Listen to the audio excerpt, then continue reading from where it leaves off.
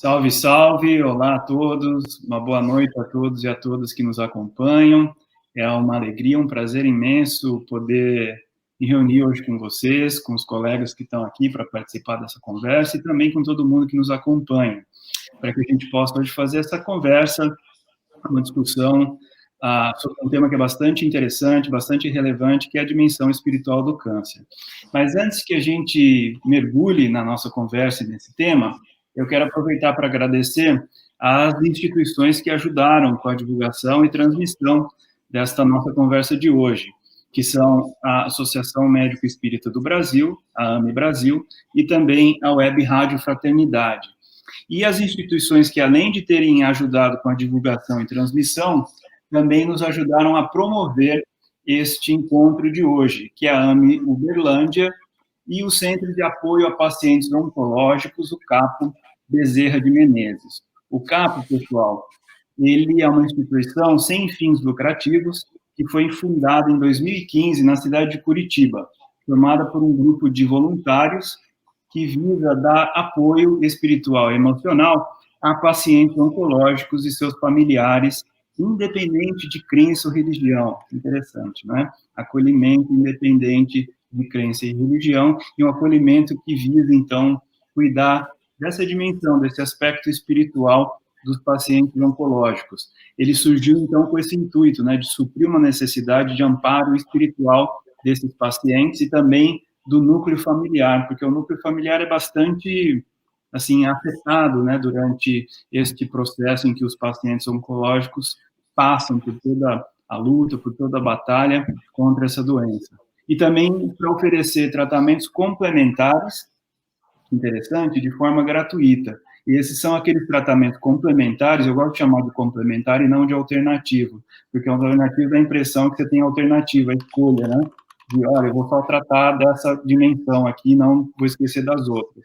Eles são complementares, porque eles se auxiliam, a gente tem que cuidar das doenças, e é isso que o paradigma médico espírita tenta fazer, é trazer esse componente espiritual e olhar para o ser humano de forma integral, para que se trate a doença em todos os seus aspectos, né? E o CAPO faz isso dando o auxílio ao tratamento complementar do aspecto espiritual nesses pacientes oncológicos, mas sem deixar que o paciente abandone o tratamento convencional, que é aquele que vai tratar a dimensão biológica e que tem que ser tratada, não é? O CAPO hoje tem colaboração de mais de 50 voluntários e atende uma média de 300 pacientes por mês. Olha que interessante. E, então, para quem quiser saber mais sobre o trabalho do CAPO, como poder ajudar, qual tipo de trabalho que eles fazem, eles têm um site que é capobm, capobm.org. Eu vou colocar ele aqui no chat e vou pedir depois para que o nosso amigo Rubens, se ele puder, fixar esse site aqui para que as pessoas possam ter... ele ficou assim só no privado, eu acho, né? Deixa eu colocar... Eu não tenho a possibilidade de colocar nos comentários, mas a gente vai tentando durante... Materializou aí, ó, Paulo. Já apareceu? Então tá ótimo. Então eu quero aproveitar, além de agradecer pela promoção desta conversa de hoje, de também parabenizar esse trabalho que o CAPO faz, que é um trabalho tão bonito e tão importante, né? E principalmente na figura da nossa querida amiga Cris, que nós conhecemos nas nossas vidas. Cris Soares, que nós conhecemos nas nossas vidas para Moçambique, junto com a ONG Fraternidade Sem Fronteiras. A Cris é uma amiga querida, que está sempre presente aqui nas nossas conversas, nas nossas discussões, e que é uma das líderes, né, desse grupo do CAPO Bezerra de Menezes, junto com um grupo grande aí de voluntários. Então, parabéns ao trabalho de vocês, e que o nosso Mestre Jesus continue abençoando esse trabalho para que ele tenha continuidade. Bom, para participar dessa discussão de hoje, eu tenho o imenso prazer e a alegria de ter junto comigo o meu querido amigo Rodolfo Gadia, que é médico, oncologista, ele possui formação em medicina pela Universidade Federal de Uberlândia e residência médica em clínica média e cancerologia clínica também pela Universidade Federal de Uberlândia. Ele é membro da Sociedade Brasileira de Cancerologia, que lhe conferiu o título de especialista em cancerologia na área de cancerologia clínica. atua como oncologista clínico no COT, que é o Centro Oncológico do Triângulo Mineiro, correto? E exerce desde 2016, nessa instituição, a função de investigador em estudos clínicos de fase 3, então aqueles estudos, a última fase, né, dos estudos clínicos antes de uma droga ser colocada no mercado. As vacinas, né, contra o coronavírus estão em fase 3. Então, nessa etapa agora, as que a gente espera que cheguem logo no mercado. Ele participa, então, desses estudos de fase 3, principalmente para a primeira linha de tratamento de câncer de próstata. E ele é o atual presidente da AME Uberlândia, e ajudou, então, a promover esse encontro de hoje. E também nós temos o prazer de ter conosco hoje o Décio Andro Júnior. Décio, muito obrigado por estar aqui conosco e pelo convite, e por ter aceito o convite. O Décio, ele é médico formado pela Universidade São Francisco, em Bragança Paulista. Estive lá no ano passado, dando uma aula sobre doenças infecciosas, um campo muito bonito, e fui muito bem recebido lá pelas pessoas. Gostei bastante de ter conhecido a universidade. O Décio é especialista em cirurgia geral, cirurgia do aparelho digestivo e endoscopia. Ele atualmente atua na clínica Scope como endoscopista e como professor no curso de medicina da Uniderp, em Campo Grande, no Mato Grosso do Sul. É o atual presidente da Associação Médico Espírita do Mato Grosso do Sul e atual vice-presidente da Associação Médico Espírita Internacional, coordenador médico do departamento acadêmico da AME Brasil, palestrante nacional e internacional, e também autor de diversos livros que trata dessa temática de espiritualidade e saúde, incluindo alguns livros bastante interessantes e que trazem bastante subsídios, né, para a nossa discussão de hoje, como o Fisiologia Transdimensional, Reencarnação como Lei Biológica, e mais recentemente ele publicou um livro que se chama Da Alma ao Corpo Físico. Se eu não estou enganado, já está presente e disponível nas principais livrarias espíritas aí do Brasil.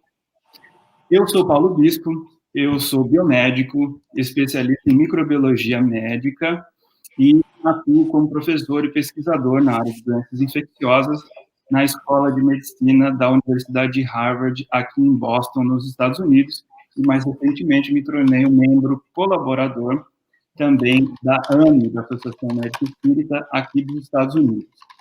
Bom, feitas essas apresentações, introduções, agradecimentos, vamos partir para o que interessa. O câncer, pessoal, como quase todas as doenças, é uma doença multifatorial, não é? Ou seja, ela é causada pela combinação de diversos fatores predisponentes, fatores de risco, que, quando combinados, desencadeiam a doença. Esses fatores, eles são de natureza diversas, não é? Eles podem ser tanto da dimensão biológica, mutações genéticas que são associadas ao desenvolvimento de células cancerígenas, ou expressão de alguns genes que nós chamamos de oncogenes, fusão de alguns genes que estão associados ao desenvolvimento de alguns cânceres, e também aquelas dimensões que não são biológicas, por exemplo, de natureza alimentar, ambiental, de estilo, de hábito de vida, né, o que inclui ali algum componente também de natureza social, e, obviamente, existe uma dimensão espiritual muito importante na patogenia do câncer. Então, visto que o corpo somático, ele é um reflexo do nosso corpo espiritual, que, por sua vez, é a cópia, um reflexo, né? Não a cópia, mas um reflexo do nosso espírito, nós iremos hoje explorar um pouco essa interface espírito-matéria e os impactos das alterações negativas desse eixo na etiopatogenia do câncer. Então, Rodolfo, você que é o nosso oncologista clínico aqui do grupo, eu acho que seria interessante a gente começar esta discussão estabelecendo as bases e fazendo uma definição do ponto de vista biológico do que é o câncer, do que é o câncer do ponto de vista biológico e também quais são as causas do câncer, os principais fatores que a gente chama fatores de risco ou predisponente que desencadeiam essa doença. Rodolfo. Obrigado, Paulo. Sendo bem rápido, sucinto aí na explicação, mesmo porque Tem muita coisa hoje na internet, né, pessoal? Isso é muito bom. Vocês entram lá, o que é o câncer, tem vídeo, tem figurinha explicando, tem modelos, né, mnemônicos mais fáceis, analogias com outra coisa. Então, o que eu vou fazer? Eu vou ser bem sucinto, eu tinha te falado, né, Paulo? Falar em 5 minutinhos o que é o câncer da parte física, porque isso já tem demais. Qual é o foco dessa, para a gente também aproveitar bem o tempo? O foco desse nosso encontro é caminhar para a parte espiritual. É uma coisa mais abstrata, e que é tão difícil, né? E a gente que é médico, né, Décio, o Paulo também que é pesquisador, está dentro da academia, vocês dois, né? Eu me sinto aqui lisonjeado, porque eu estou na parte clínica, dentro do consultório, atendendo os pacientes. Quem faz a verdadeira ciência é quem pergunta. O verdadeiro cientista é aquele que pergunta, que tem muito mais pergunta do que resposta, ponto. E ele observa as coisas da natureza, ele observa o movimento e questiona e vai atrás do porquê que aquilo está acontecendo. Então, para mim, é uma missão. Aquele que dedica, está no sangue, está, né? Tá no DNA, ó, eu vou chegar lá do câncer, está no DNA, aquela missão de ter paciência para ir atrás da resposta, muitas vezes ter humildade e saber que não vai ter resposta, ou aquela pergunta que a gente faz vai ampliar muito mais e vai gerar uma resposta que a gente encontra gera mais 10 outras novas perguntas. É a ilha do conhecimento, quem fala isso muito bem é o Marcelo Gleiser, que é tão legal, né?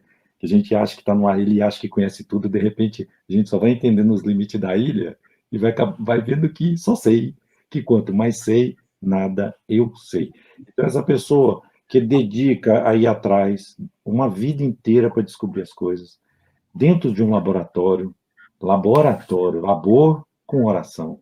Uma oração, se todos os cientistas fizessem oração antes de entrar no seu laboratório, poderia ter várias outras respostas mais rápidas, vamos dizer assim, dos planos espirituais, porque nós estamos aqui só numa materialização do que é lá em cima, pelo menos na teoria espírita, respeitando todas as outras crenças, e principalmente ensinar, ter o prazer em passar o conhecimento. Então, esse pesquisador, professor, esse é o que faz a verdadeira ciência.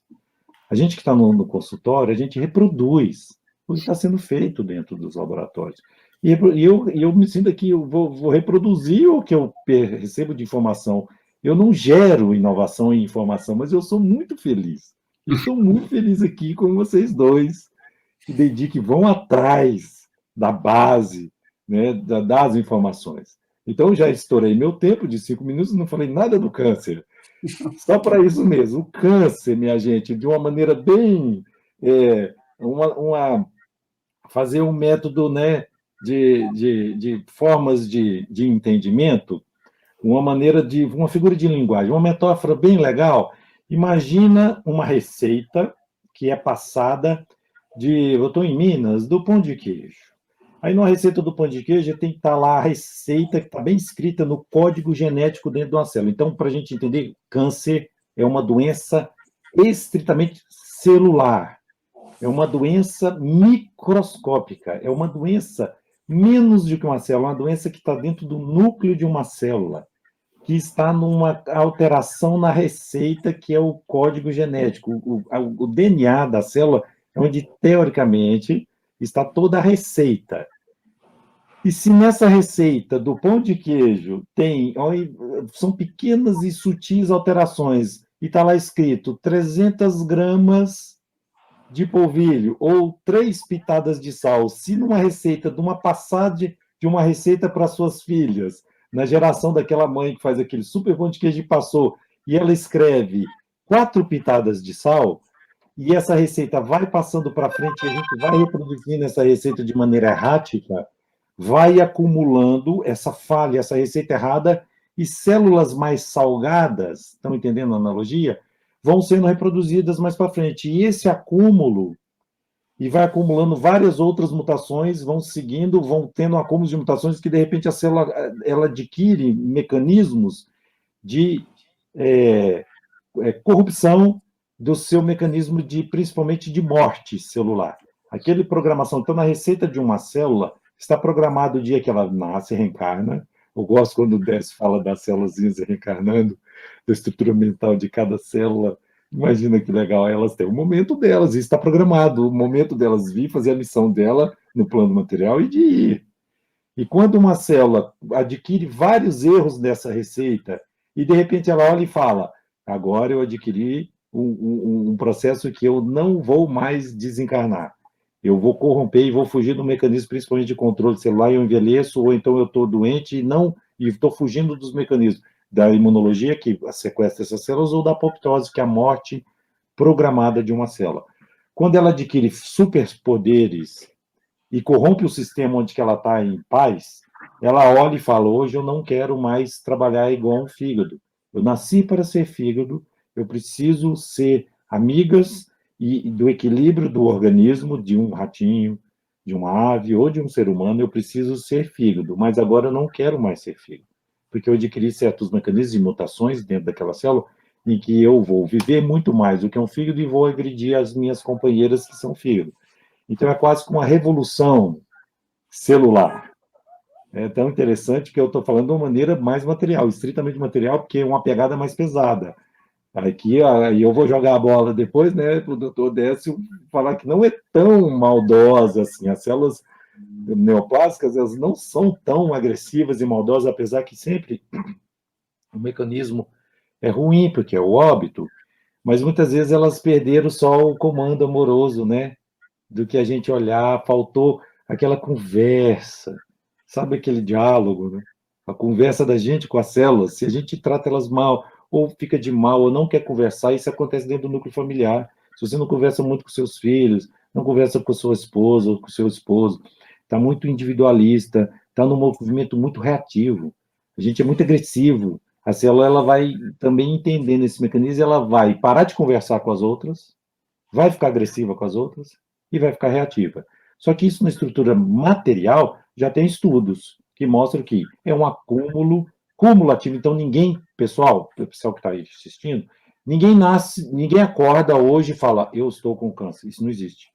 Apesar que tem alguns neoplasias que são muito mais agudas, tipo leucemias agudas, que pode ter até um fator, elemento viral aí que entra mais agressivo e rápido, né? Os vírus têm um imã, né, para os códigos genéticos e destrói ali, mas não existe essa de hoje eu dormi e amanhã acordei com câncer. O câncer é um processo disciplinado de agressão às suas células. Então, para você ser saudável, você tem que ter disciplina mental, de atividade física, de alimentação e de maus hábitos, de proteger de maus hábitos. A gente tem então a disciplina para proteger o nosso corpo, a gente também tem que ser disciplinado para adoecer. Você já parou para pensar nisso? A gente tem que ser quanto mais no erro. Para você ter um câncer, que é uma doença crônica de alteração celular, a gente tem que ser disciplinado para machucar essas células diuturnamente. Aí eu já vou pegar o gancho dos fatores de risco. Todo risco é o conjunto que pode ser interno, que é o genético, que é a sensibilidade genética, que isso pode vir espiritualmente já predeterminado ou não, porque é só 20%, viu? Muitas vezes fala: é meu karma. A gente vê muitas vezes, vai no centro, toma um passo, mas eu vou sofrer bem com esse câncer, porque é meu karma, né? Eu estou limpando meu perispírito. Aí, só uma pergunta: mas espera aí, você fumou? Eu fumei 30 anos. Não, então não era seu karma não, viu, cidadão? Você procurou esse karma na sua vida. Você não tinha nada programado na sua programação reencarnatória de ter esse câncer. Você procurou, porque karma é ação. Tanto é que no Kardec, lá, já dando uma dica aí, pessoal, tem um site que chama Kardecpédia. É muito legal. Você está meio com preguiça de pegar os livros, na internet é muito bom hoje. Dá o Kardecpédia, que ele faz a procura de termos na obra, todo o Pentateuco. Muito legal, Cosme, Márcio, parabéns, gratidão a ele. Então, eu já tive a curiosidade de digitar lá karma, com o K do jeito que você não tem na doutrina. Porque karma é sânscrito, e a tradução do sânscrito é ação. Então, karma não é justificativa para o espírito aceitar as coisas que vêm. Karma é ação. Então, a partir do momento que eu terminei essa live aqui, eu ainda estou sedentário, um pouco obeso, estou fumando ainda, estou abusando das gorduras saturadas ou dos industrializados, certo? Falei da atividade física, e não estou controlando bem meu sono. É só isso, viu, pessoal? Se eu ainda continuo assim, pode ter certeza, porque é ação. Eu estou procurando algum processo de doença mais na frente, crônicas. Antes pode vir obesidade, doença cardiovascular e o câncer. E às vezes eu estou com câncer do pulmão muito grave, que às vezes ele espalha, aí eu vou tratar, é lógico, tem que tratar com as medicações químicas, e aí eu, dependendo da minha crença, eu vou no centro, tomo todas as terapias alternativas, e às vezes não dá certo, e aí eu falo, meu karma, eu estou purificando meu espírito. Não, às vezes, no seu mau comportamento nessa própria vida, você só desviou da sua missão. É uma mensagem que a gente tem que passar, porque isso é muito importante. Então, fatores de riscos externos que a gente procura 80% das principais causas de câncer. 1/3 dos tumores são causados pelo cigarro, isso é clássico, 30%. Sabia que a alimentação passou o cigarro? Passou. É 33% a 35% já. Então, a gente está morrendo pela boca. Vamos ver o que a gente está pondo pela boca. Vamos ter mais atenção, pessoal. Por quê? Porque é tudo uma questão molecular, né? São moléculas estranhas que entram na gente, o nosso organismo dissolve tudo que a gente alimenta e pega todas essas moléculas e constrói a gente de dentro para fora. E nisso, muito sabe essas 4 xícaras de chá que passou errado? Muitas vezes não está lá escrito no DNA. Ele vem de fora, viu? E a gente é que está colocando esse sal a mais no nosso código genético, de maneira crônica, diuturnamente, que eu falei, e daqui 5, 10 ou 15 anos eu estou desenvolvendo um tumor, pelo mau hábito atual. Então, o câncer basicamente é isso, dos fatores predisponentes tem que ser todo um conjunto, e os fatores de risco, muita atenção, principalmente com o nosso comportamento. Só isso, Paulo, porque eu estou aqui para aprender, eu quero deixar para vocês. Isso é uma informação que, do ponto de vista prático, é muito importante a gente saber disso, né? Que 80%, às vezes 90% são causas externas, porque isso manda a bola de volta para a gente, né? E mesmo a mutação genética que é hereditária, ela não é determinística, porque ela precisa do fator desencadeante. Ela tem ali, a mutação serve como se fosse a receita, mas para que a receita funcione, precisa ter os ingredientes, né? Como você estava falando aí do pão de queijo, não dá para fazer pão de queijo, sem o sal, sem tudo isso. Então, elas não são determinísticas, então volta naquela coisa que a doutrina espírita acaba ensinando bastante para a gente, né? É uma informação que pode ser boa ou ruim, porque nós somos os maestros do nosso próprio destino, nós que escrevemos o nosso próprio destino com as nossas consciências. Portanto, não existe muito determinismo, né, do ponto de vista espiritual, mesmo biológico, porque a gente pode, de certa forma, comandar o que vai acontecer ou não com as nossas células. E isso é bastante interessante, esse ponto que você tocou, né, Rodolfo, porque a gente, então, entende que em todo tumor, em toda neoplasia, existe esse descontrole, essa desorientação da célula que perde a capacidade de reconhecer que ela é parte de um grupo. A célula do fígado, como você deu o exemplo, perde a capacidade de reconhecer que ela é do fígado. O que significa que, então, existe uma espécie de maestro orquestrando a harmonia dessas colmeias de células, né? Então, quando a gente olha no livro Evolução em Dois Mundos, que foi psicografado por Chico Xavier, editado pelo espírito André Luiz, André Luiz faz uma definição de célula ali bastante interessante. Ele chama de célula de animálculos infinitesimais, domesticados e ordeiros. Então, a gente podia, de repente, falar um pouquinho, partindo dessa definição, essas duas últimas partes são bastante interessantes para a nossa discussão, né? Domesticados e ordeiros. Significa, então, que existe mesmo esse controle superior à atividade, à forma, à estrutura das células e dos tecidos. Então, partindo dessa definição, Décio, acho que seria legal a gente conversar um pouco sobre qual é a ação do espírito nas células, né? Como o espírito atua em relação à forma da célula, à estrutura e também na fisiologia. Abduziu você aí, Paulo. Já voltou? Voltei. Então, eu acho bem interessante isso, porque tem algumas coisas que sempre me intrigaram, né? Porque, por exemplo, a gente falar que existe um determinismo genético, que você vai ter câncer porque você tem o gene. Mas tem gente que não tem o gene e tem câncer. E tem gente que tem o gene e não tem o câncer, né? Uma das coisas que eu aprendi na medicina é que ninguém desenvolve nenhum tipo de processo patológico, nenhuma doença, se ele não tiver duas coisas, o fator predisponente e o desencadeante. Se ele tiver o predisponente e não tiver o desencadeante, ou tem o desencadeante e não tem o predisponente, ele não vai ter a doença. Então, esse parzinho aí, ele tem que estar junto e ativo para acontecer alguma coisa, né? E o gene, eu tenho usado, o Rodolfo usou um exemplo legal da receita do pão de queijo, eu vou dar um exemplo mais high-tech, né? O seu celular. Então, quando você compra o celular, ele vai vir com um monte de apps. O que é um app? Um app é um programa. É um programa. O programa, o que é? Um conjunto de informações. E ele vem lá no computador e ele vem instalado. Ele só vai produzir os efeitos para os quais ele está programado se você for lá e ativar ele. Então, alguém precisa ir no app e colocar o dedinho lá, né?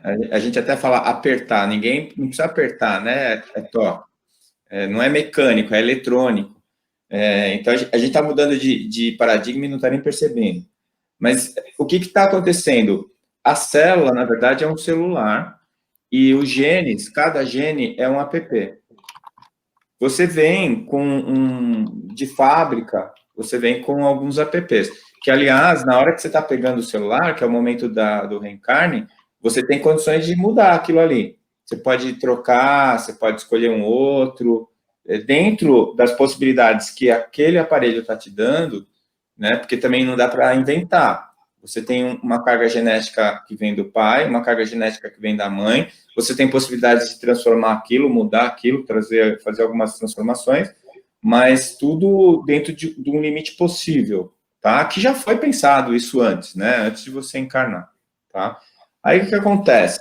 Na hora que você encarnou, você está com esses apps prontos lá no núcleo da sua célula, você vai começar a fazer a administração, você que vai decidir o que você quer e o que você não quer fazer.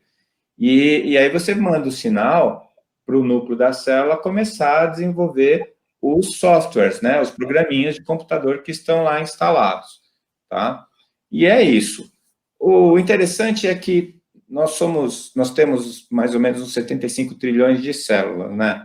São 75 trilhões de animáculos infinitesimais domesticados e ordeiros. E por que eles são domesticados e ordeiros? Porque eles são tão rudimentares que eles não têm vontade própria. Eles vão responder absolutamente àquilo que você mandar para eles. E todos são iguaizinhos. Todos têm os mesmos apps. E aí uma coisa que sempre desafiou a medicina é o seguinte: por que uma célula vai subir e vai virar um neurônio e vai ficar no seu cérebro, e a outra vai descer, vai virar músculo e vai formar o músculo, a batata da sua perna, né? Se todas as células têm as mesmas instruções, os mesmos apps, se todas elas têm o mesmo código genético, por que uma vira uma coisa e a outra vira outra? E mais, por que uma sobe e outra desce? Por que uma vai para trás e outra vai para frente? Essa distribuição tridimensional. Isso aí é uma coisa que até hoje a embriologia não conseguiu resolver, né?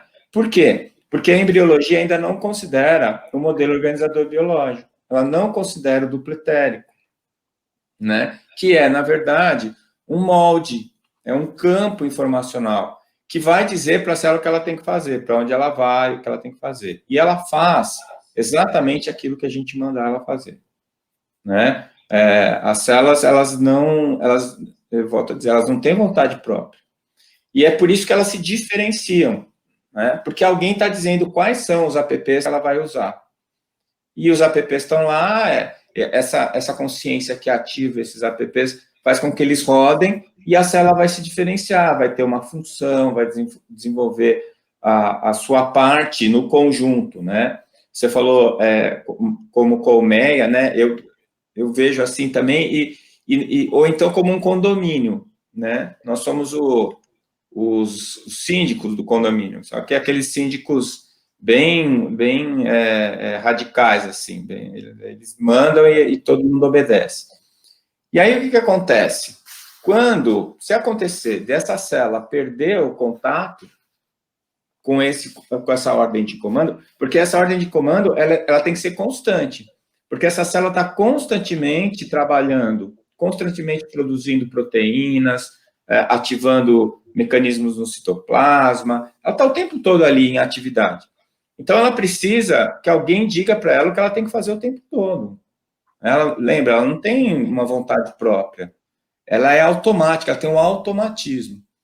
E aí, se por um motivo acontecer dessa célula perder o comando, se ela não conseguir mais entender o que ela tem que fazer, o que ela faz? Ela volta à sua indiferencialidade, ou seja, ela volta a ser genérica. Ela deixa de ser quem ela devia ser. E aí a gente vê as células se reproduzindo e se afastando do modelo que elas deviam seguir. Tanto que em câncer, quanto pior o câncer, né, mais indiferenciada é a célula, mais distante da célula que ela deveria ser. Né? Então, se eu tenho um câncer de estômago, quanto menos as células cancerosas parecerem com a célula de estômago, mais grave é o câncer. Por quê? Porque significa que aquela célula perdeu o contato. Aquela consciência perdeu o contato. Agora, quem é que dá esse modelo? Quem é que dá esse contato? É a alma. Através de quem? Através do perispírito. Né? E esse perispírito, ele vai dar origem ao duplo etérico, ou corpo vital, que vai formar uma espécie de molde para as nossas células físicas se distribuírem, e cada uma delas, dependendo de onde elas caírem, elas vão dar uma origem diferente. Então, eu imagino, assim, aquelas meias de nylon, né? Agora, as mulheres não usam mais, mas eu lembro a minha mãe, antigamente a gente ia sair para ir para a festa, ela punha aquela meia de nylon, a primeira providência era desfiar a meia, né? Era só entrar no fusquinha do meu pai, que enganchava em algum lugar e desfiava a meia, ela ficava brava. Vamos imaginar que o nosso perispírito é um molde daquelas meias de nylon das mulheres, né? E que as células, elas são despejadas lá dentro da meia, e a meia vai distribuir essas células. Dependendo de onde a célula ficar na meia, ela se diferencia. Então, ela vai saber, lá embaixo, ela vai receber uma orientação para ela virar uma unha, a outra para virar isso, para virar aquilo, os tecidos se organizando. E através desse molde, dessa meia, é que a gente consegue fazer contato com as células. O Dias da Cruz e o André Luiz também, o André Luiz chama essa meia de tecido fisiopsicossomático, né? Fisiopsicossomático, ou seja, o psico é o que vem da mente, é a nossa consciência, e o somático são as células, o corpo biológico, né? E físio é de fisiologia, é a relação entre essas duas dimensões. É o duplo etérico, né? A interface físico-etérica. E aí, o Dias da Cruz fala que quando nós provocamos violência contra nós mesmos, né, quando a gente lesa a nossa própria estrutura, e o André Luiz também fala a mesma coisa, que são atitudes nossas que fazem essa meia esgarçar, essa meia desfiar. E aquela célulazinha que estava presa ali dentro da meia, e sabendo exatamente onde ela tinha que ficar, o que ela tinha que fazer, ela começa a vazar através do furo da meia, né? E aí, a partir do momento que ela está saindo daquele campo informacional, ela já não sabe mais quem ela é, para onde ela tem que ir. Então, ela volta ao seu ponto de origem. Então, aí o que vai acontecer? A célula não só vai se multiplicar sem saber quem ela é, ela vai perder a sua diferenciação, como ela também não vai saber onde ela tem que ficar. Então, ela vai sair da onde ela teria que estar e ela vai migrando, né, pelo lado de fora dessa meia de nylon hipotética que eu inventei aí, e vai dar as metástases. E ela vai se posicionar em outros lugares, né? O interessante é que tanto o André Luiz quanto o Dias da Cruz falam que quem faz o buraco na meia somos nós. Uhum. A nossa autoagressão. Então, todas as vezes que a gente foge da lei do amor, a gente provoca essa lesão. E é aquilo que você estava falando, quer dizer, no final das contas, a culpa é nossa. É a gente que provocou aquilo. né? Nós é que trouxemos aquela... E é claro que a questão genética está envolvida nisso? Sim, está envolvida, porque a gente trocou de meia, a gente trocou de corpo quando a gente reencarnou, mas o modelo da meia é o mesmo. A meia não é o duplo etérico, não é ali a transição. Aquilo é mantido pelo perispírito. E as ordens desarmônicas que o teu perispírito estava dando, vai continuar dando, a não ser que você aprenda com a experiência. E aí, se você aprendeu com a experiência, você vai corrigir aquele erro, você vai lá dar uma cerzida na meia, entendeu? E numa próxima oportunidade, ela já não vai ter mais o buraco, ou também não vai ter a fraqueza ali naquele ponto. Porque, às vezes, eu digo que é uma ruptura em 2 tempos. No primeiro momento, você produziu a agressão, aquela agressão produziu uma fraqueza naquele campo informacional. E numa segunda oportunidade é que ela vai romper. Então, aí, às vezes, você traz aquele furo que não furou na outra encarnação, mas vai furar nessa.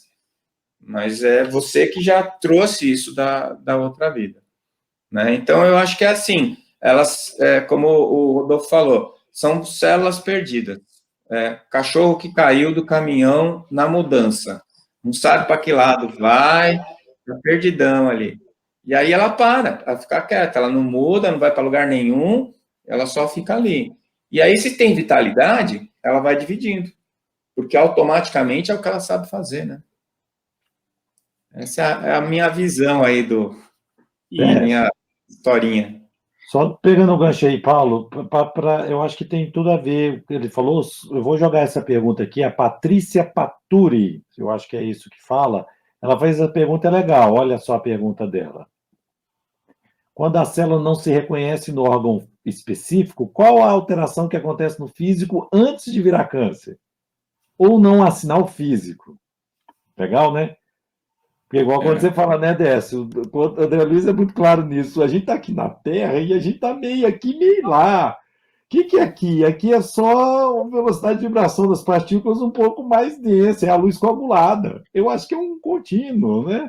Então, quando a gente fala o físico, o espiritual, é só para a gente também entender de maneira didática, mas eu acho que a gente está interconectado. Olha o perispírito aqui, está aqui dentro, as células espirituais estão conversando com as físicas. O que você acha, Décio? E o que você acha também depois, Paulo?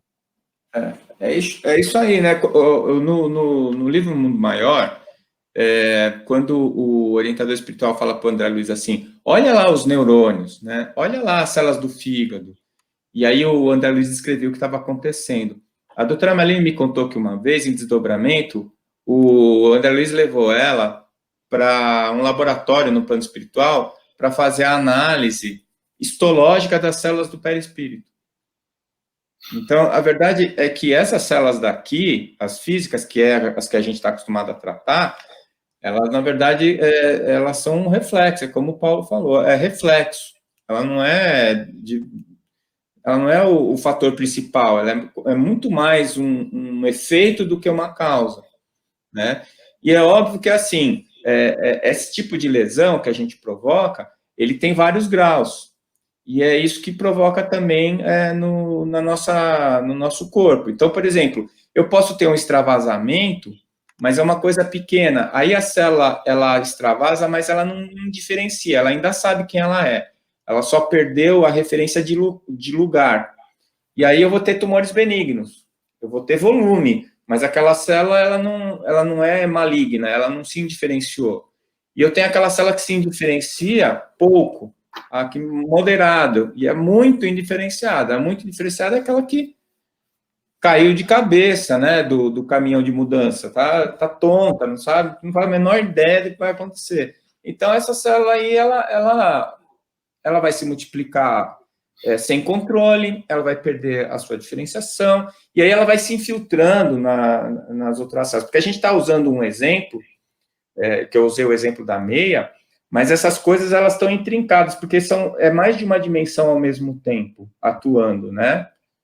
Não dá para ficar separando uma coisa da outra. Você acabou de falar, né, Rodolfo?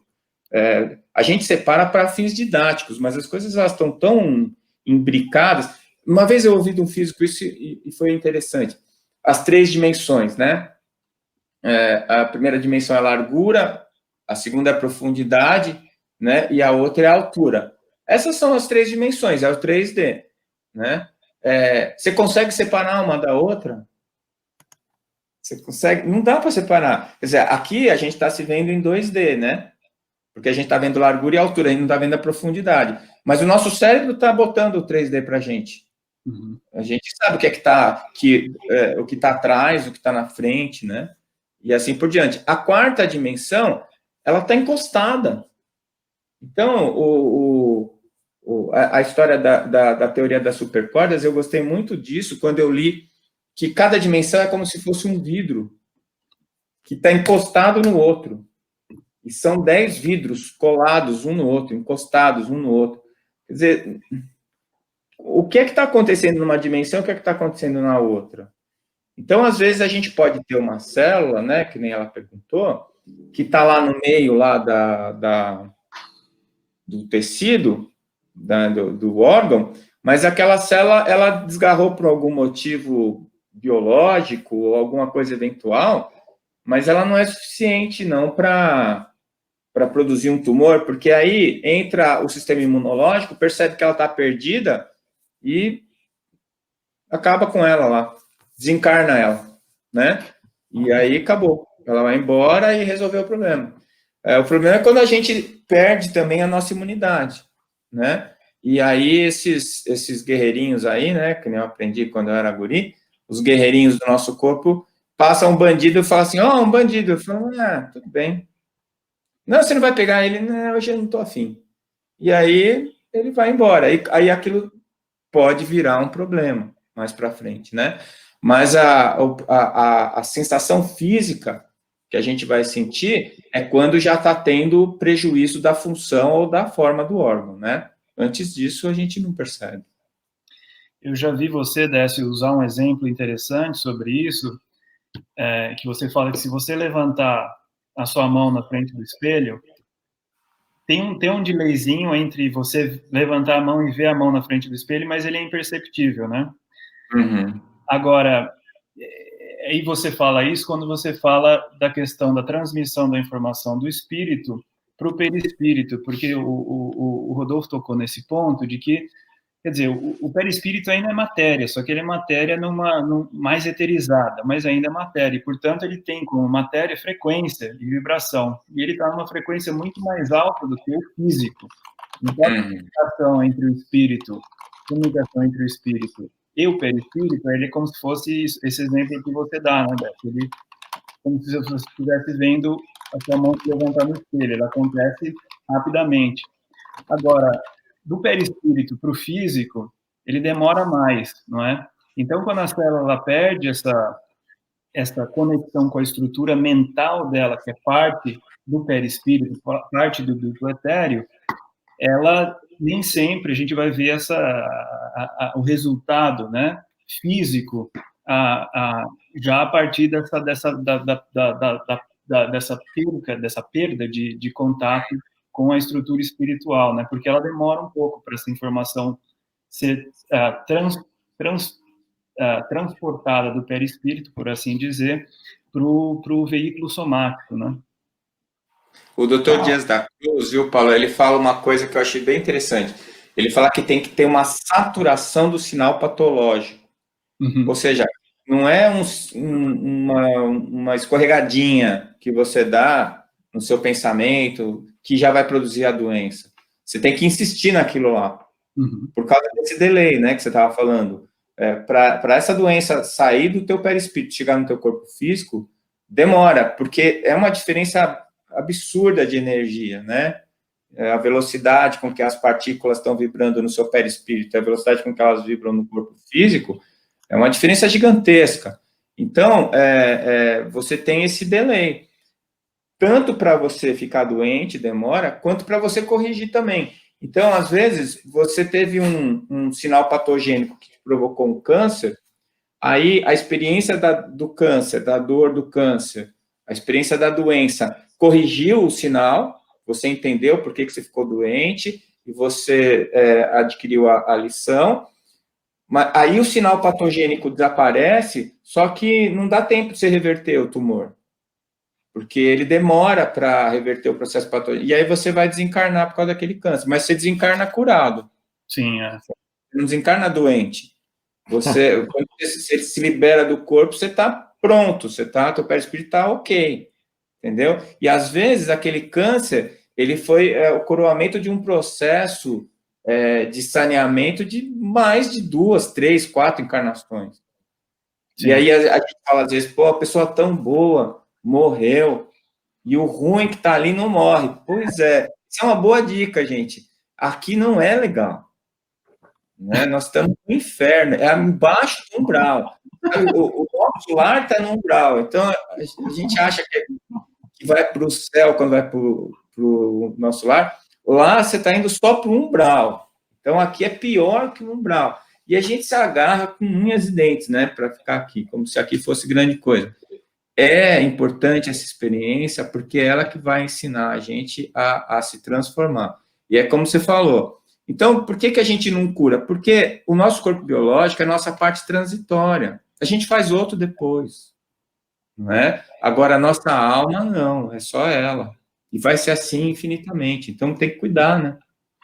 Essa é uma visão interessante de utilidade do corpo somático, não só como veículo da nossa experiência aqui encarnada, mas como uma espécie de cuidador dessas doenças da alma. A verdade, Emmanuel fala isso, Bezerra de Menezes, André Luiz e tantos outros autores espíritas, que a etiologia verdadeira de todas as doenças está na alma. Elas estão lá. Então, o corpo, como ele é um veículo impermanente que a gente ganha para utilizar durante um tempo, para vir para cá, para essa... Eu gosto de chamar aqui de escola regeneradora, não de muito purgatório, assim. É um purgatório. Melhor, otimista. Mas é uma escola regeneradora também, porque a gente está tendo essa oportunidade maravilhosa de vir para cá para fazer resgates, para passar por isso. E para ir utilizando o corpo físico que Deus nos dá e permite com que a gente tenha a expressão das doenças da alma no corpo físico para começar o nosso processo de cura verdadeira, que é a cura espiritual. Então, eu acho bastante interessante quando você fala isso, Décio, nessa sua ideia da etiopatogenia espiritual do câncer, de que são rupturas do perispírito, de que, na verdade, do ponto de vista físico, a gente está curando o perispírito. Então, a gente está curando as etiologias da alma, né? Rodolfo, que é... Deixa eu pôr Tá muito legal, mas eu quero só... Olha o tempo, né? Na realidade, o grande problema todo, assim, que eu percebo nos consultórios e tal, todo mundo vai morrer, de câncer, sem câncer. Isso aqui é uma passagem, é uma viagem, é um estágio, né? Então, a grande dificuldade nossa é lidar com o tempo. Tudo é uma questão do tempo, é o espaço-tempo. Muitos espíritos rebeldes, que eu acredito, diziam porque eles ficam muito grilados, chateados, e falam, por que só Deus está fora do espaço-tempo? Porque só Ele é, na realidade, eterno. Porque Ele está antes da criação, nós somos infinitos. Porque a gente teve um ponto inicial e estamos caminhando infinitamente, mas Deus esteve antes da nossa criação, porque Ele controla o espaço-tempo. Tanto é que quando eu chego no consultório e dou uma notícia, é tão difícil, falo, você está com câncer no intestino, com metástase, um câncer próximo, com metástase pulmão. Muitas vezes eu sinto eles falam, doutor, nossa, eu trabalhei tanto, agora eu estou com essa idade, eu trabalhei tanto, eu acumulei, estou aposentado, que eu tinha que curtir agora a minha vida.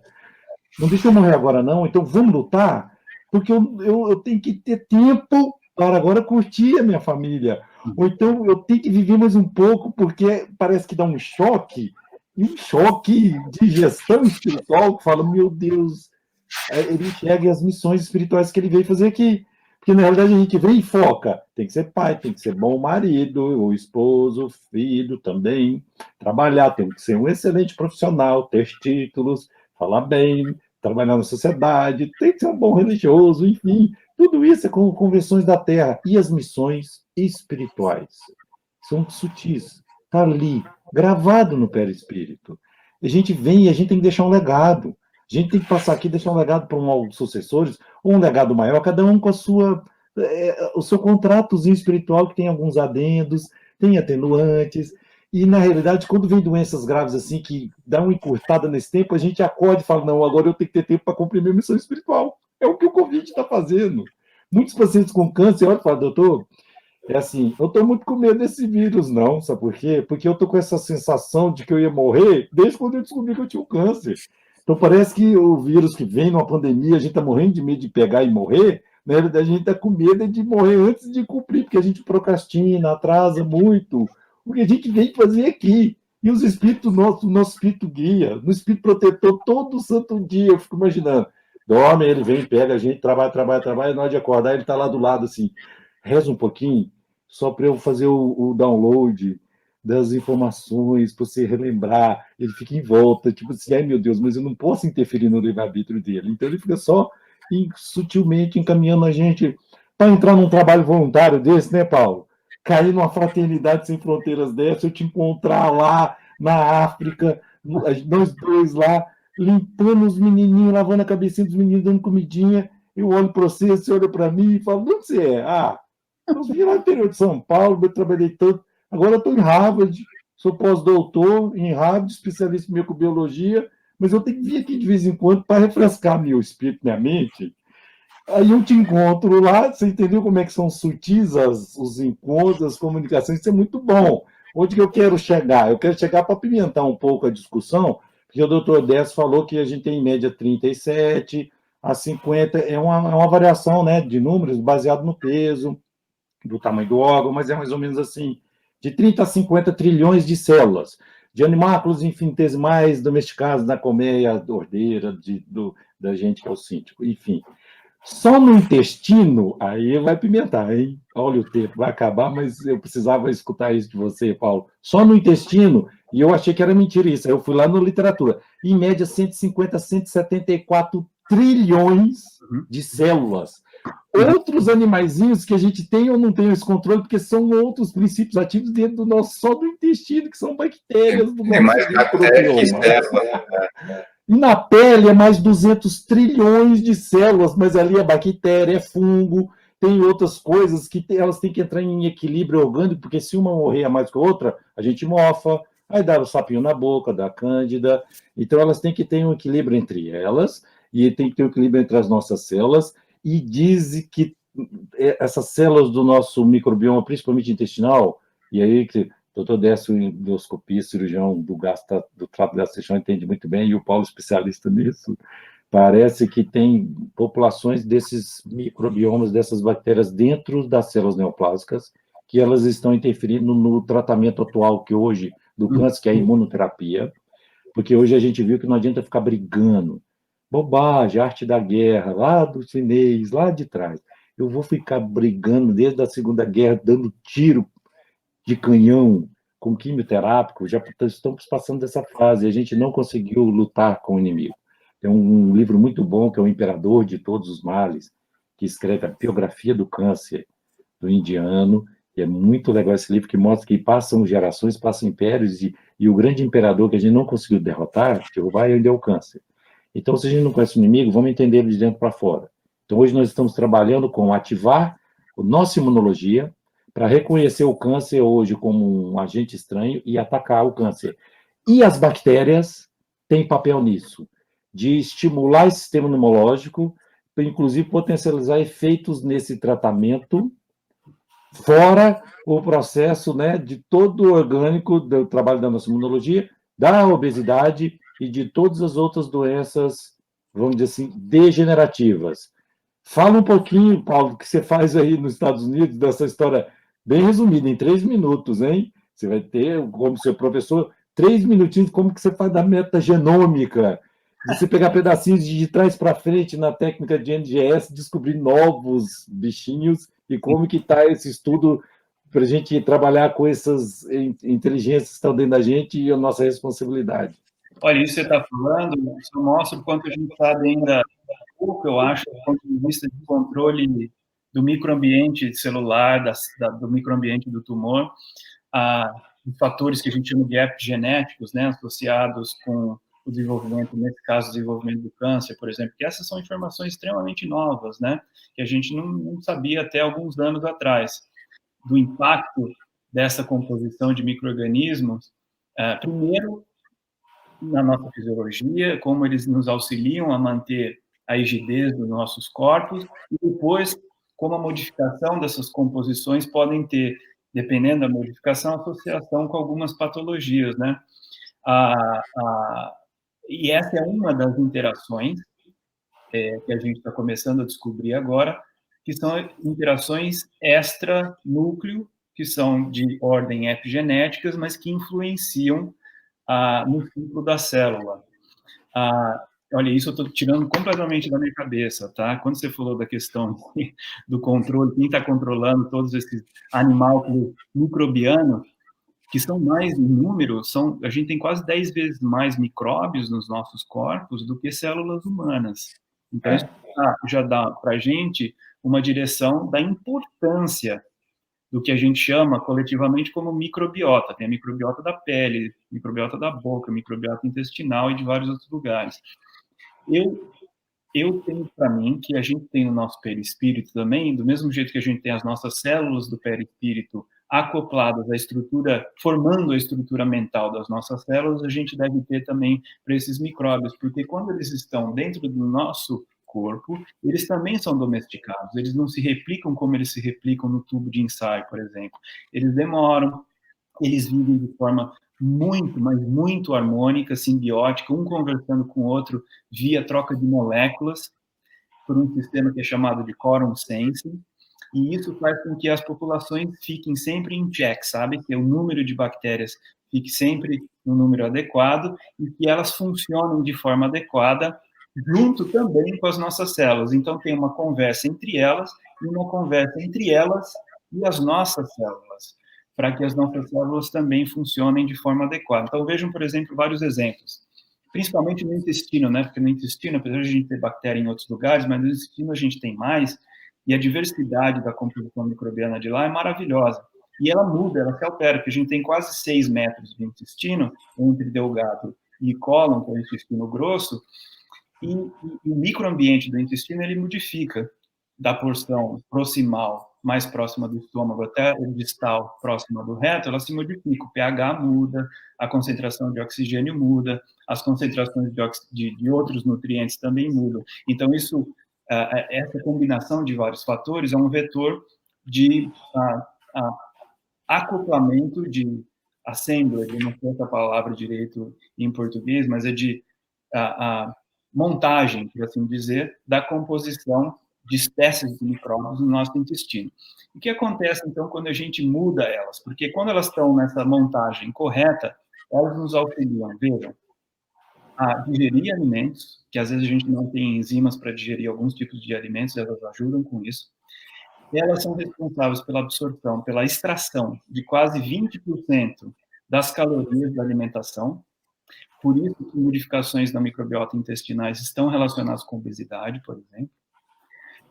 Elas nos auxiliam a maturar o nosso sistema imunológico, a deixar o sistema imunológico sempre com tônus adequado para reagir aos invasores externos quando tem que reagir, e várias outras funções interessantes. Então, quando a gente modifica essa composição desses micro-organismos, nós, obviamente, temos associações com algumas doenças. Várias doenças crônico-degenerativas estão associadas com a modificação da microbiota intestinal. E a gente está começando a aprender agora que também tem relação com o câncer. E com o câncer existem 2 efeitos diferentes. Um é na resposta ao tratamento. E como essas bactérias estão metabolizando nesses 6 metros de intestino, que funcionam quase como um reator químico, né? Essas bactérias estão ali metabolizando um monte de nutriente, um monte de coisa que a gente coloca para dentro do nosso corpo e produzindo metabólito. Então, eles são verdadeiros químicos, né, do nosso corpo, que estão produzindo moléculas que têm várias atividades diferentes. Na função de metabolizadores, eles acabam influenciando a metabolização de drogas também.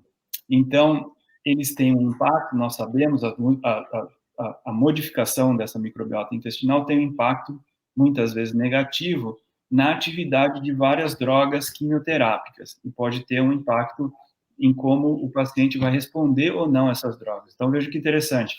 Quanto mais a gente conhecer sobre isso, mais a gente vai conseguir, talvez, no futuro, manipular essa microbiota de forma que a gente tenha a microbiota correta para responder àquele tratamento. Ou então, ao contrário, a gente pode escolher o tratamento que não vai ser influenciado pela microbiota que o indivíduo tenha. E um outro efeito que é interessante, que é um efeito direto na patogênese do câncer. Há 2 semanas atrás, mais ou menos, foi publicado na Nature, que é uma das principais revistas da área da ciência, uma revista super difícil de publicar, então foi um estudo bem desenhado e muito bem conduzido, mostrando, por exemplo, Décio e Rodolfo, vocês que trabalham com isso, entendem que nos cânceres de intestino, epidemiologicamente, a maior parte dos pacientes apresentam alterações no cólon, né, no intestino grosso, num número muito menor do que no intestino delgado. Então, eles partiram dessa observação para fazer a seguinte pergunta: se isso acontece, quais são os fatores não associados ao tecido, e nesse caso a pergunta era os fatores microbianos, que poderiam explicar essa diferença. Então, é que eles viram que os pacientes que têm câncer de cólon têm uma composição da microbiota diferente daqueles que não têm, que por sua vez também é diferente dos que têm a câncer do intestino delgado. E essa combinação específica de quem tem câncer de cólon faz com que uma proteína que é extremamente importante no ciclo celular, que é chamada P53, a proteína P53 ela é uma repressora do que a gente chama de oncogenes, né, ou de proto-oncogenes, enquanto eles ainda não estão expressos. Essa proteína reprime a expressão desses genes que estão associados ao desenvolvimento de células cancerígenas, e as bactérias daqueles pacientes que têm câncer do cólon de útero, elas produzem moléculas que interferem com a P53. Então, vejam isso, é uma conversa entre elas que produz moléculas que depois conversa com a P53, e a P53, então, quando não ativa, não tem essa atividade de repressão de células tumorais, então, os pacientes têm um fator agora predisponente para desenvolver câncer de cólon. Então, acho que tem bastante coisa interessante desse ponto de vista. Eu acho que a gente está em fases ainda muito embrionárias e não consegue ainda dizer o que a gente vai fazer no futuro para poder manipular a microbiota de uma forma que a gente diminua, por exemplo, o desenvolvimento de câncer nesses pacientes que têm uma microbiota que seria uma microbiota predisponente, ou para que a gente melhore a resposta do tratamento. Talvez a única dica prática que a gente possa dar no momento, com a informação que a gente tem, é cuide da sua microbiota, ela é importante. Essas bactérias que vivem na gente são bactérias benéficas, que são muito importantes para a manutenção da rigidez do nosso organismo. E uma forma de cuidar dessas bactérias, principalmente as do intestino, é, por exemplo, a alimentação. A gente sabe que a alimentação é baseada em alimentos ultraprocessados, que têm carboidratos simples, né, concentrações altas de carboidratos simples, xarope de frutose, glicose, tudo isso não é bom para a composição da microbiota, porque você acaba dando combustível para algumas em excesso, e elas acabam crescendo mais do que outras, e aí causa um certo desbalance da microbiota intestinal. Esses alimentos ultraprocessados, que têm muito carboidrato simples, como eu disse, também tem muita gordura trans, né, que também não é boa para as nossas células. Então, evitar esses alimentos é bom para tudo, para as células microbianas e para as nossas também. E uma outra coisa que é muito importante é não tomar antibiótico sem necessidade. A gente toma muito antibiótico sem necessidade. Teve uma gripezinha, um resfriadinho, tem antibiótico guardado em casa, pum, toma.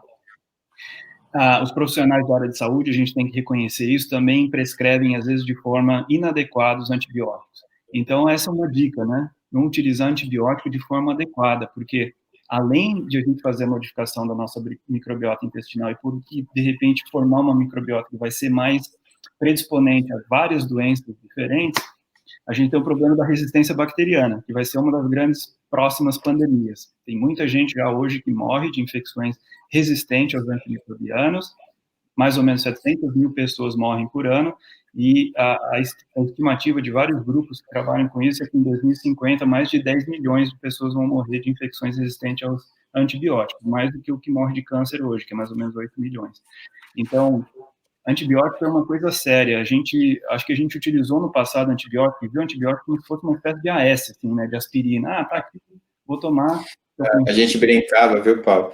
Era antibiótico via oral, via endovenosa e por via das dúvidas também. E hoje a gente vê, tem paciente que vem com a faca na mão para a gente dar antibiótico. Não, mas eu não vou dar. Mas eu quero. Não, mas eu não vou dar. Então, é assim, é uma coisa até cultural, né? É engraçado como a prescrição de medicações tem sido misturada com cultura, política e essas coisas, né? Eu acho isso um absurdo. Mas, infelizmente, acontece ainda, né? Mas a gente tem que... aquilo que você estava falando, as bactérias que estão no nosso corpo, elas estão no mesmo campo informacional que as nossas células somáticas, né? Então, elas estão ali trabalhando para nós e por nós também. Aí você vai mandar antibiótico ali, vai destruir um monte delas, né? Na verdade, você está dando um tiro no pé. Tem um momento de tomar o remédio, ele tem sua utilidade. A gente não pode negar isso. A medicina é antes e depois do Fleming, né?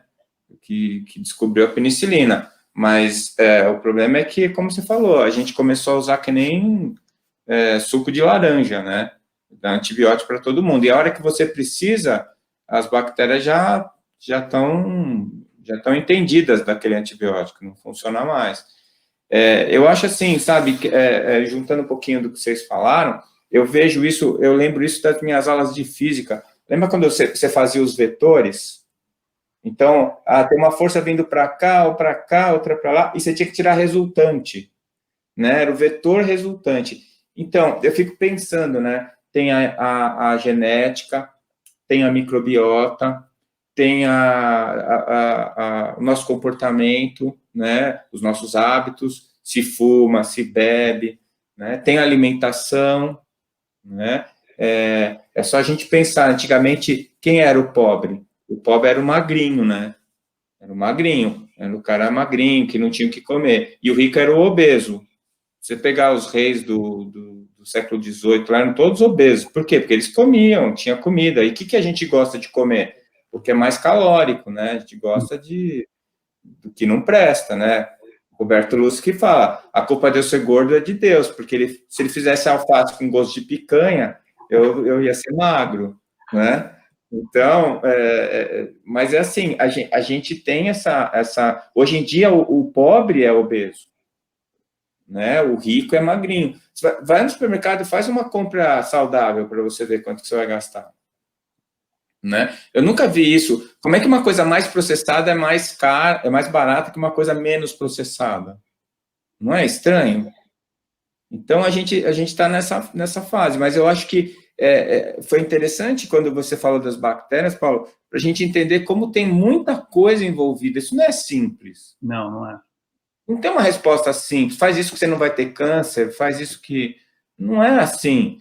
Tem muita coisa envolvida, espiritual, biológica, microbiológica, genética, social, ecológica, psicológica. Né? Infelizmente, não tem resposta simples, né?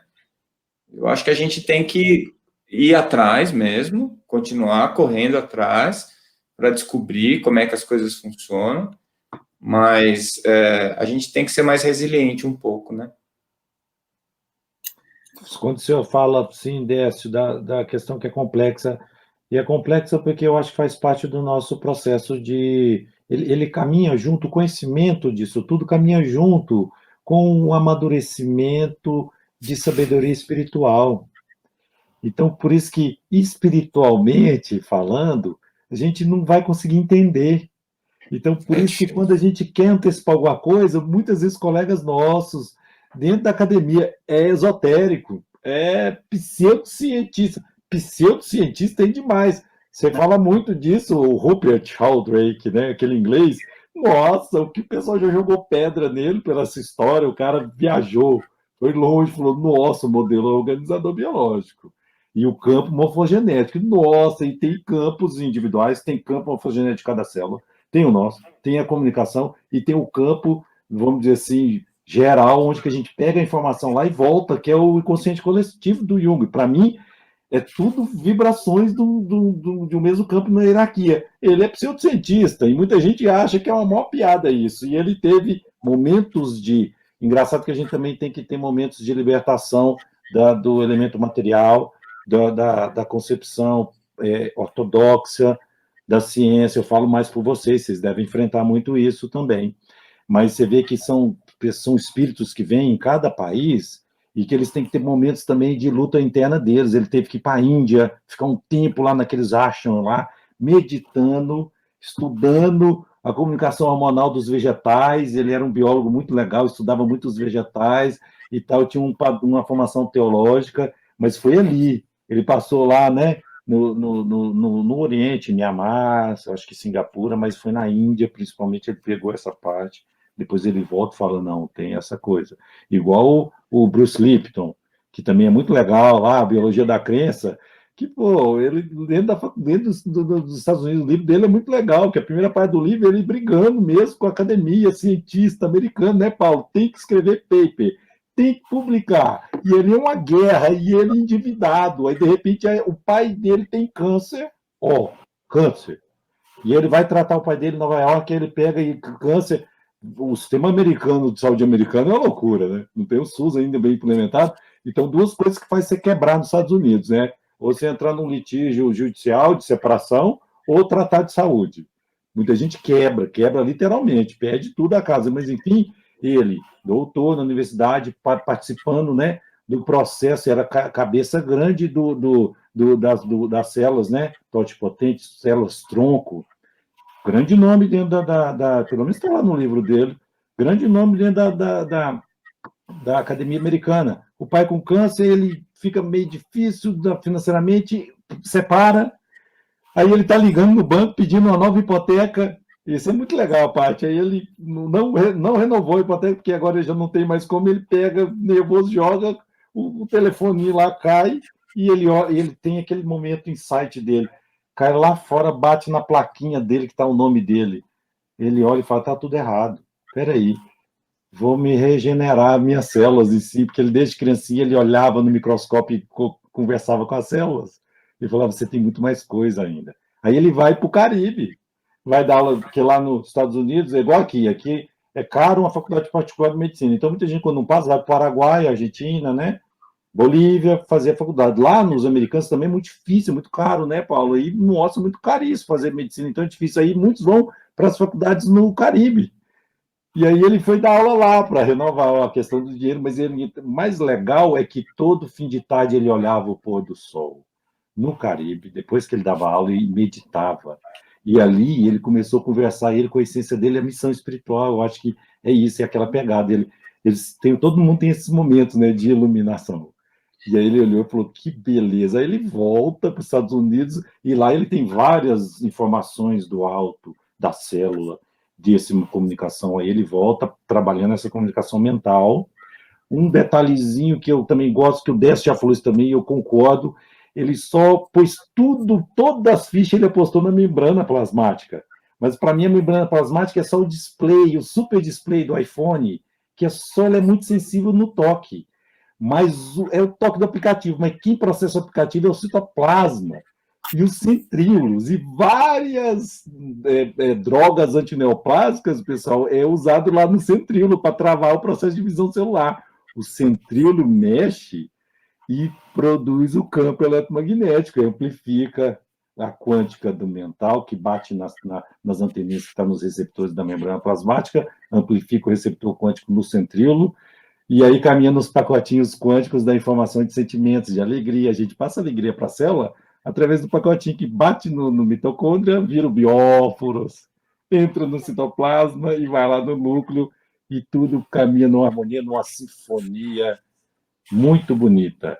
É o piano que a gente tem que saber tocar, porque no código genético humano, o nosso piano ele é menor do que ele é do tamanho do piano de um verme que tem lá debaixo da terra, tem uma pulga d'água que tem 7.000 genes a mais que a gente, o piano dela é um pouquinho maior. entendeu? Que milho é mais ou menos parecido. Então, é interessante isso, que geneticamente a gente não é tão superior assim em estrutura física. Mas desse piano, a inteligência faz tirar várias orquestras, várias sinfonias. Então, não é o piano em si, não é o código genético, é como a gente toca o piano. Porque do mesmo piano a gente pode fazer músicas terríveis, sinfonia de destruição, que é o toque do DNA, que sai o toque de sinfonias que destrói, que é, eu acho que a frequência a frequência vibracional do código genético desse toque vira células neoplásicas. E frequências vibracionais de um toque de sinfonias elevadas que acalma a gente, que entra nesse movimento de doação de amor, vamos entrar na questão de altruísmo, de compaixão, de doação, de sentir com o outro e sentir a felicidade do outro, são sinfonias que deixam o nosso código genético feliz e as células vão ficar mais felizes. E eu acho que pode até, do mesmo jeito que a gente fala que tem uma determinação para ter um expurgo, uma limpeza, mas eu acredito muito que é tudo muito dinâmico. Às vezes tem uma programação para a gente ter um certo expurgo, mas dependendo de como que eu estou tocando esse meu piano, controlando o físico, hábitos de vida saudáveis e hábitos espirituais saudáveis, eu acho que eu consigo regenerar essa meia calça, né, Décio? Eu regenero e não preciso da célula sair lá, esgarçar e fazer um mecanismo de proteção. É uma cercidinha. Eu posso dar uma cisidinha com mudanças de hábitos físicos e espirituais. O que vocês acham? E já vou aproveitando o gancho, cada um fala um pouquinho disso que acha e já faz as complementações finais, que eu acho que o Décio está cansado, né, Décio? O dia inteiro trabalhando, viu? E amanhã, falando, pessoal, que vocês estão vendo aqui, amanhã vai ser coisa boa, está tendo um movimento, né, um congresso para falar da obra e do legado do Chico Xavier. Não tem nem como falar dessa alma, uma luz que veio aqui na Terra para iluminar a gente, deu tanta informação filosófica, histórica, científica. Não, isso aí é outra história, né? E amanhã o Décio ele vai ouvir lá vou acompanhar, hein, Décio? Ele vai falar do legado científico da obra do Chico Xavier. Pessoal, todo mundo convidado, amanhã à tarde ele vai estar lá falando e passando, então, para o Décio e depois o Paulo complementa, tá bom? Obrigado. Eu falo. Pode ir. Primeiro eu queria... Tá dando microfonia. Tá dando retorno. O Rodolfo, ele falou do Rupert Sheldrake, né? E a gente vai ter o primeiro congresso virtual da Associação Médico Espírita Internacional agora em outubro. Vai ser totalmente online. E o Rupert Sheldrake vai participar com a gente, ele vai fazer palestra. Vai ser bem legal. É só vocês entrarem no site da Associação Médico Espírita Internacional e acho que não vai precisar, não tem que pagar nem nada, talvez precise fazer inscrição para entrar na sala, para interagir, porque depois vai ter... O esquema que a gente vai fazer é o seguinte, nós vamos gravar as palestras para poder legendar e elas serem traduzidas. E no dia que a palestra for apresentada, o palestrante vai estar ao vivo para responder as perguntas. Então, vai ser um esquema bem, bem legal. Estão todos convidados, né?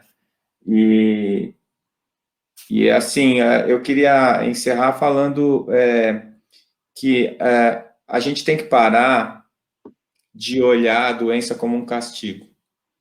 E a gente tem olhado o câncer como um inimigo, quando, na verdade, muitas vezes ele é o nosso salvador.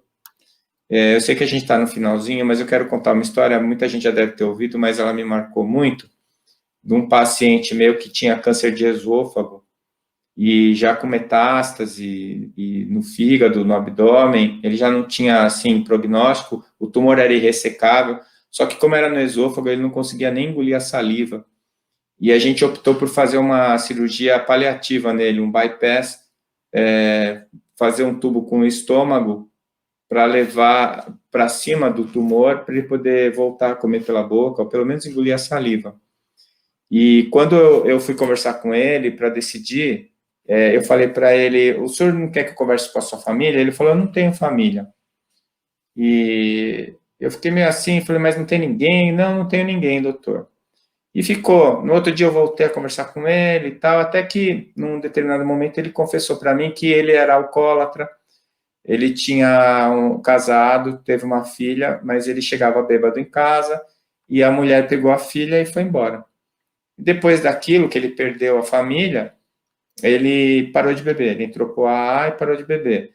Mas ele procurou a esposa não quis nada com ele, e ele passou a vida toda dele assim. A esposa tinha ido para São Paulo, eu morava em Santos nessa época, ela tinha ido para São Paulo com a filha. E ele começou a acompanhar de longe a família, a ex-esposa tinha morrido, e a filha tinha se formado médica. Ela trabalhava no Hospital das Clínicas em São Paulo. E eu perguntei para ele se ele permitiria que eu ligasse para ela, ele falou, doutor, ela não vai atender. Aí eu liguei para lá, eu consegui o nome dela, liguei para lá, me apresentei, falei que eu era médico em Santos, e aí eu falei, é que nós estamos com seu pai aqui. Ela falou, mas eu não tenho pai. Eu falei, não, eu sei, ele me contou a história, o seu pai é biológico. Eu expliquei para ela que ele estava com câncer, que ia ter que operar, e que a cirurgia estava marcada para segunda-feira. No domingo eu fui passar a visita lá, para ver como ele estava, preparar a cirurgia, tinha uma moça com ele lá. E eu fui conversar com a enfermeira, ela me disse que era a filha dele. Então eu não interferi, deixei. No dia seguinte eu fui lá, nós fizemos a cirurgia, ele evoluiu razoavelmente bem, era um paciente bem grave, e no dia da alta ela foi buscá-lo. E eu fiquei contente. Falei, bom, pelo menos ele vai ter um tempinho com a filha. E passou, e eu nunca mais vi. Bom, se passaram 5 anos, eu estou lá no ambulatório com os alunos, me aparece esse paciente. Quando eu olhei, eu achei que eu tinha eclodido minha mediunidade, né, minha vidência. Eu falei, bom, estou vendo morto, né? E acho que foi tão... Porque o paciente percebeu que eu fiquei assustado de vê-lo. E aí ele me falou, doutor, era para eu ter morrido, mas eu não morri, não. Porque eu fiz um acordo com o meu câncer. Eu falei para ele assim, olha, eu não soube viver a minha vida. Eu perdi tudo que eu tinha de bom na minha vida. E agora que eu consegui resgatar, você espera um pouquinho. Você espera porque agora eu não posso ir. E aí ele me falou o seguinte, doutor, a melhor coisa que aconteceu na minha vida foi esse câncer. Ele me deu minha filha e os meus netos. Eu estou tendo uma vida que eu nunca tive. E mesmo que eu morra amanhã, eu vou morrer muito mais feliz do que antes do meu câncer. Aquilo foi uma coisa que me impactou tão forte, né? E ele ainda falou, eu falei, o que o senhor está fazendo aqui? Ele falou, minha filha mandou eu vir, porque como eu não morri ainda, talvez dê para fazer uma cirurgia. Eu falei, olha, o senhor continua conversando com o seu câncer, manda ele ficar quietinho aí, o senhor vai curtir a vida, não se mete com a gente aqui nós vamos fazer bobagem. Vamos tentar tirar um tumor que está estável, em equilíbrio. Ele entrou em equilíbrio biológico com o câncer dele. E era um espino celular indiferenciado, com metástase hepática, metástase... Então, isso mostrou para mim muito claramente que são animáculos infinitesimais domesticados. E mesmo esses que perderam o rumo, formaram o câncer, quando ele percebeu que ele tinha uma perspectiva de ser feliz, ele bloqueou. É que ele combinou com o câncer de deixar quieto o câncer, mas se ele tivesse combinado de terminar, tinha terminado também. Entendeu? Então, eu acho que essa mensagem ela é importante, me impactou muito, e eu acho que é importante para todos nós. Porque nós estamos falando aqui do câncer, mas tem outras doenças.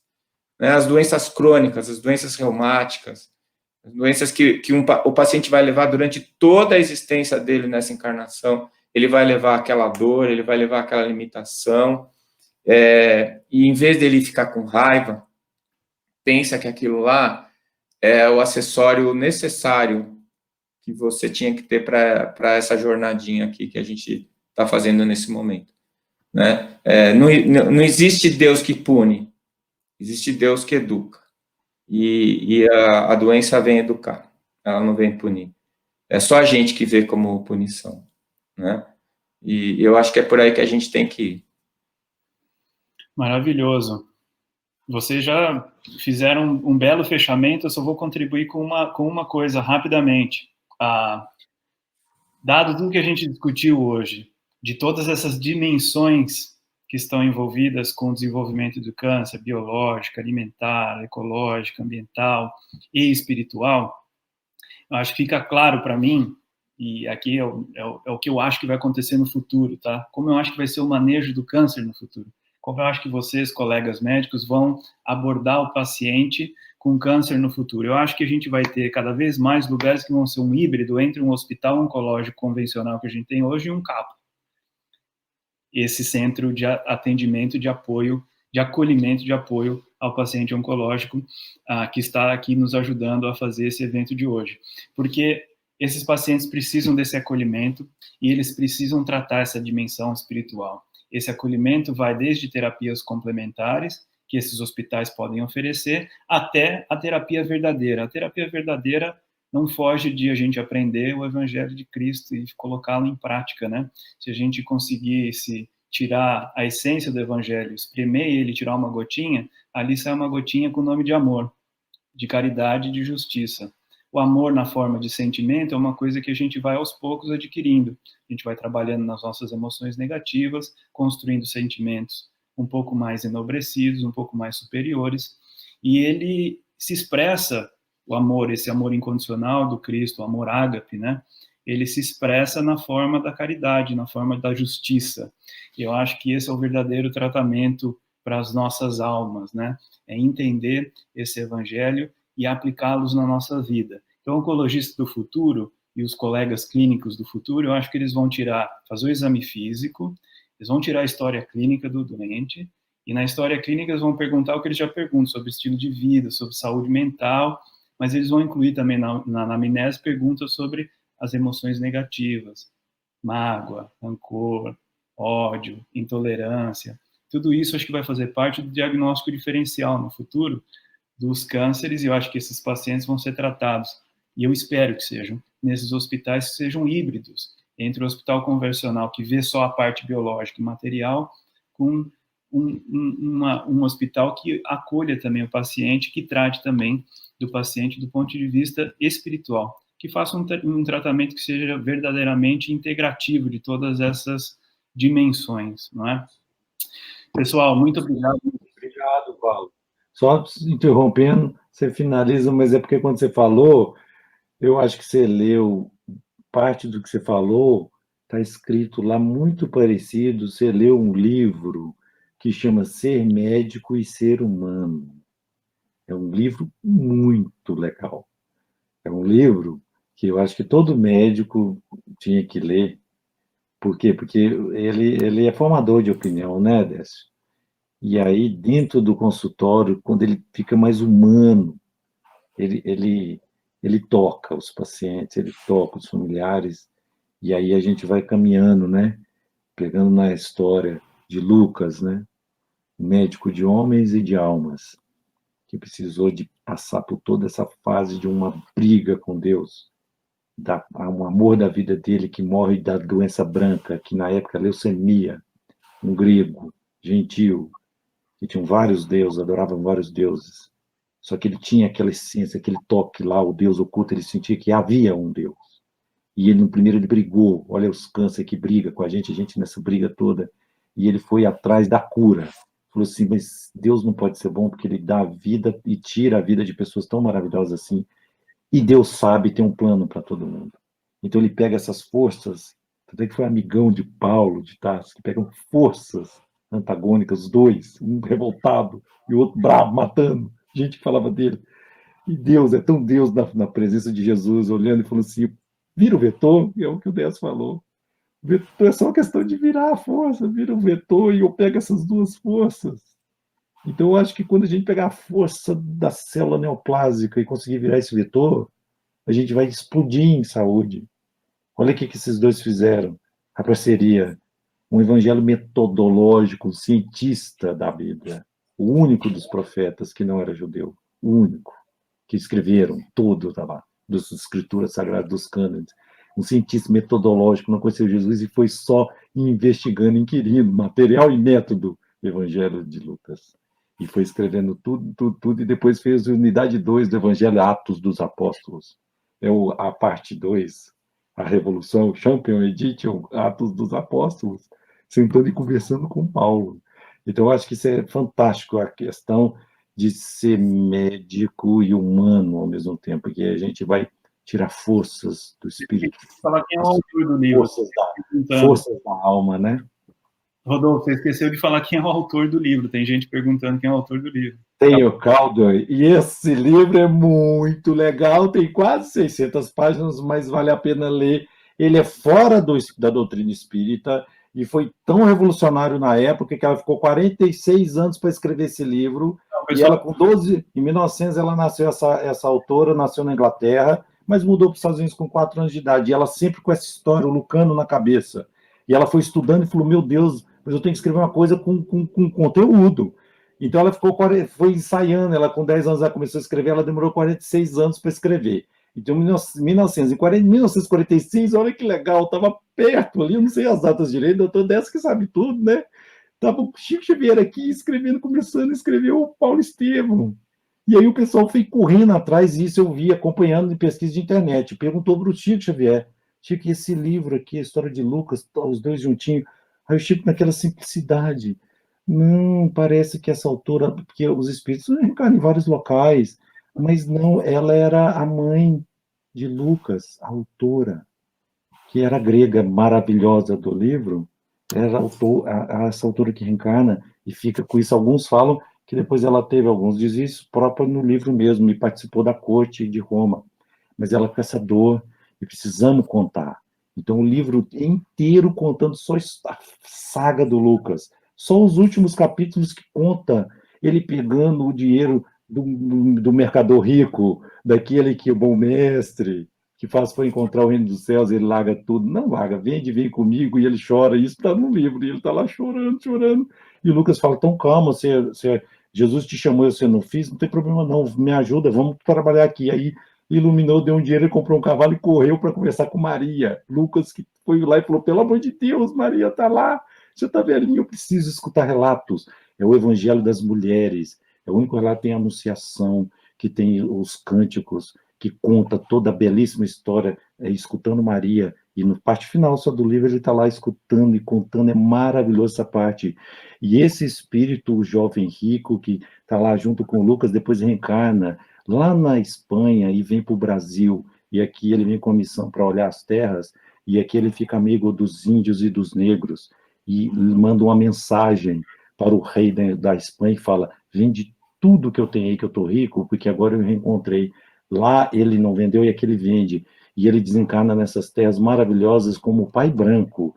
E ele é o espírito Miramês, que ele escreve junto com João Nunes Maia a Filosofia Espírita, toda a interpretação do Livro dos Espíritos, e livros maravilhosos, biografia de São Francisco de Assis e Maria de Nazaré. É o espírito que está lá atrás conversando com o Lucas. Olha só como é que é intrincado essa relação. E o livro não conta como ele encontrou Paulo, porque o livro é só ele saindo de Maria e falou: ó, tem um cara que está em Roma querendo te conhecer.